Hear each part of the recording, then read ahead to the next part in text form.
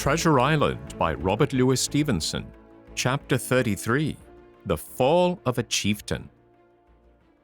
There never was such an overturn in this world. Each of these 6 men was as though he had been struck, but with Silver the blow passed almost instantly.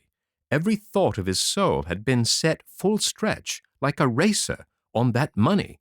Well, he was brought up in a single second, dead, and he kept his head, found his temper, and changed his plan before the others had had time to realize the disappointment.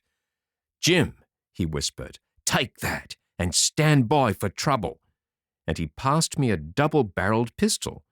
At the same time, he began quietly moving northward, and at a few steps had put the hollow between us 2 and the other 5. Then he looked at me and nodded, as much as to say, "Here is a narrow corner," as indeed I thought it was. His looks were not quite friendly, but I was so revolted at these constant changes that I could not forbear whispering, "So you've changed sides again." There was no time left for him to answer in.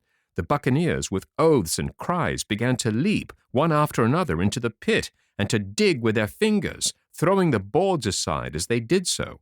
Morgan found a piece of gold. He held it up with a perfect spout of oaths. It was a 2-guinea piece, and it went from hand to hand among them for a quarter of a minute. 2 guineas! Roared Mary, shaking it at Silver.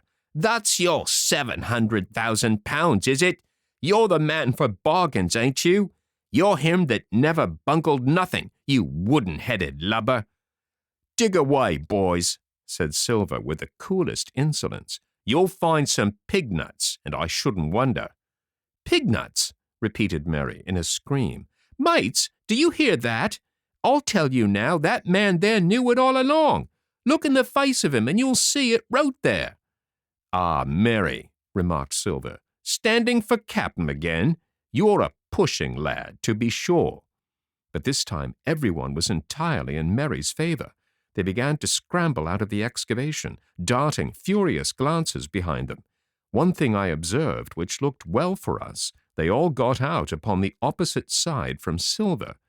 Well, there we stood, 2 on one side, 5 on the other, the pit between us, and nobody screwed up high enough to offer the first blow. Silver never moved. He watched them, very upright on his crutch, and looked as cool as I ever saw him. He was brave, and no mistake. At last, Mary seemed to think a speech might help matters.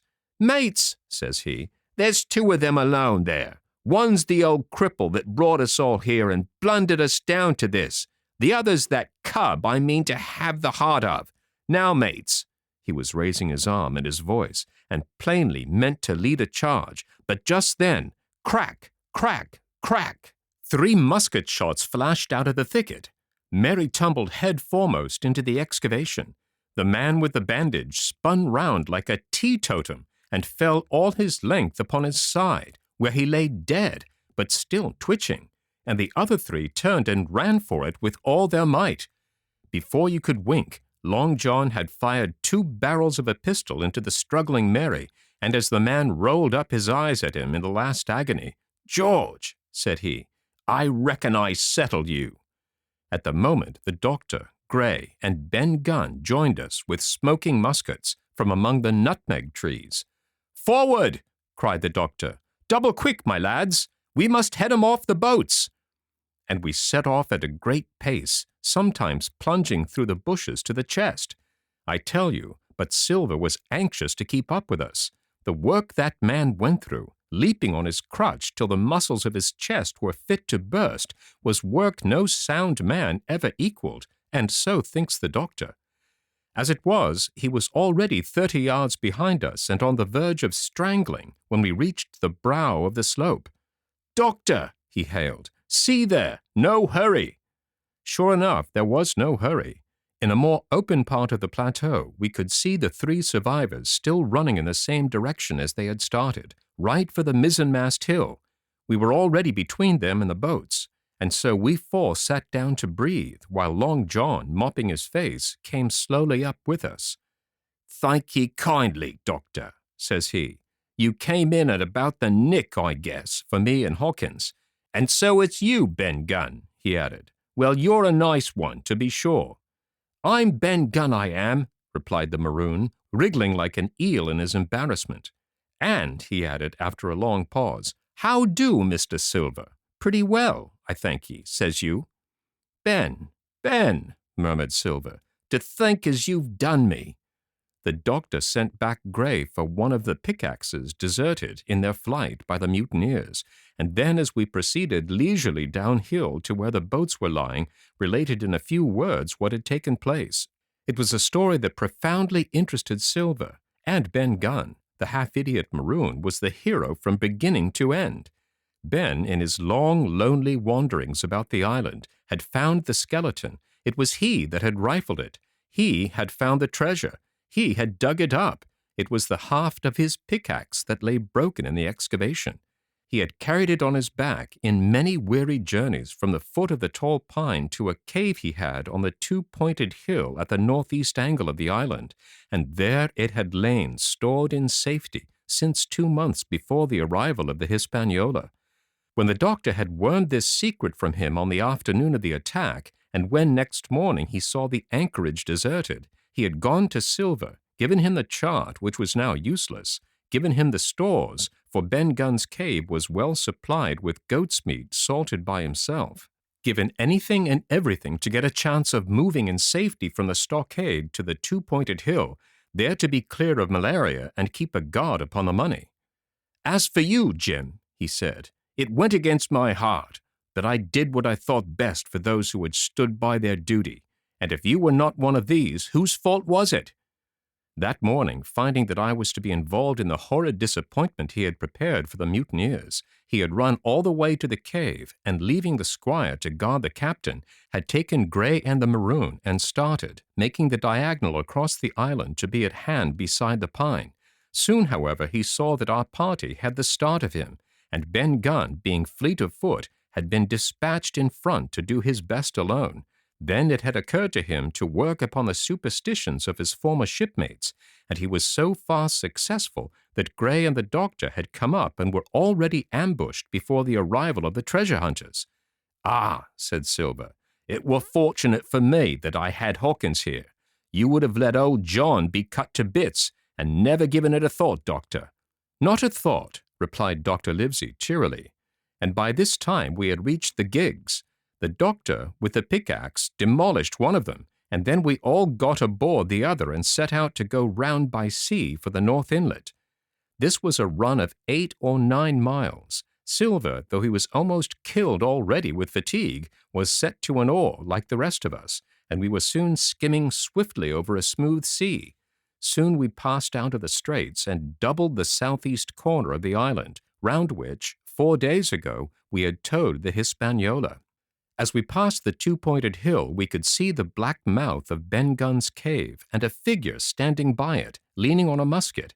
It was the squire, and we waved a handkerchief and gave him 3 cheers, in which the voice of Silver joined as heartily as any.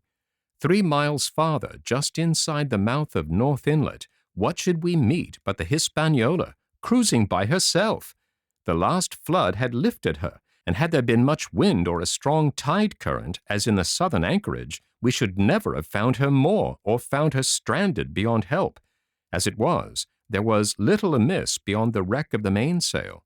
Another anchor was got ready and dropped in 1.5 fathoms of water. We all pulled round again to Rum Cove, the nearest point for Ben Gunn's treasure house, and then Gray, single-handed, returned with the gig to the Hispaniola, where he was to pass the night on guard. A gentle slope ran up from the beach to the entrance of the cave. At the top, the squire met us. To me he was cordial and kind, saying nothing of my escape either in the way of blame or praise. At Silver's polite salute he somewhat flushed. "John Silver," he said, "you're a prodigious villain and impostor, a monstrous impostor, sir. I am told I am not to prosecute you. Well then, I will not. But the dead men, sir, hang about your neck like millstones." "Thank you kindly, sir," replied Long John, again saluting. "I dare you to thank me," cried the squire. "It is a gross dereliction of my duty. Stand back."